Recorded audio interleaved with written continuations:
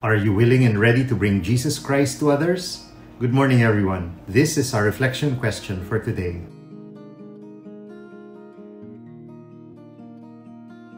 A Christian man owned a barber shop.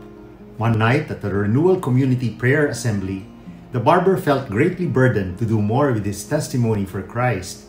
The next evening, he began attending an evangelization seminar. He attended faithfully every night for 2 weeks. He rehearsed all the material, took extensive notes, and memorized the assigned Bible verses. At the end of the 2 weeks, he received a plaque acknowledging his completion of the course. The next morning in the barber shop, he hung the plaque and bowed his head. "Dear Lord," he prayed, "help me to witness to the first man to come through that door this morning." At that moment, in walked the biggest, meanest, foulest man the barber had ever seen. It seems this man had recently lost a bet with some biker buddies, and now he had to get his head shaved. Needless to say, the barber did not feel very comfortable quoting the Roman road to a man with a tattoo on his neck. The rest of the day did not go any better for the barber. At 5 p.m., the barber was sobbing with shame. He had not witnessed to a single person. He bowed his head again. This time he prayed, "Lord, if you will allow one more opportunity, I promise I will do my part." At that, the door opened and in walked a pleasant-looking gentleman. The man smiled at the barber, apologized for coming in so late, and took a seat in the chair. As the barber draped the man in his protective sheet, he began to try to remember what he was supposed to say. He began to get very confused. As the barber put shaving cream on the man's face, he tried to remember the answers he had learned to the possible objections. As the barber began to strop his razor, he realized that he simply could not remember a thing he had learned. This made the barber very nervous, and soon sweat began to break out on his forehead. Finally, in desperation, he shook the razor at the man and screamed, "Are you prepared to die?" In today's first reading, we see many parallelisms with Paul's world and our world today. Paul just came from Athens, where his mission to evangelize has largely failed. It was an intellectual place compared to where he was now in Corinth in the south of Greece. Corinth was a melting pot of various peoples. As a port city, there was robust trading, and the chasm between rich and poor was very evident. Divisiveness, cult worship to Aphrodite, the goddess of sensual love and pleasure, contributed to marital infidelity and sexual immorality.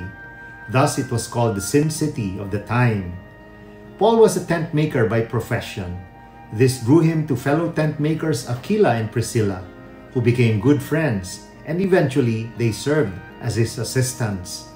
There were no hotels during his time, and travelers carried their own tents. Although in his letters, he exhorted the missionaries' right to be supported by the community, he himself worked for his own keep and preached in the synagogues on Sundays. Shades of our all-the-time missionaries who have day jobs and are weekend missionaries, isn't it?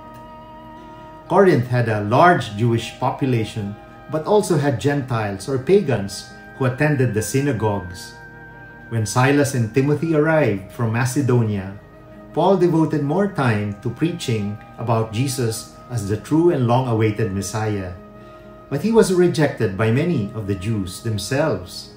The Gentiles were more responsive though, and he commanded good following among them. When he converted the very influential president of the synagogue, Crispus, together with his household, into Christianity, it became the fulcrum of many conversions among the Corinthians. Corinth, the city of sin, was a more fertile soil than sophisticated Athens.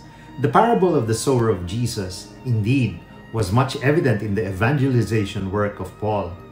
Jesus in today's gospel was preparing his apostles for the trials of their missionary work for him.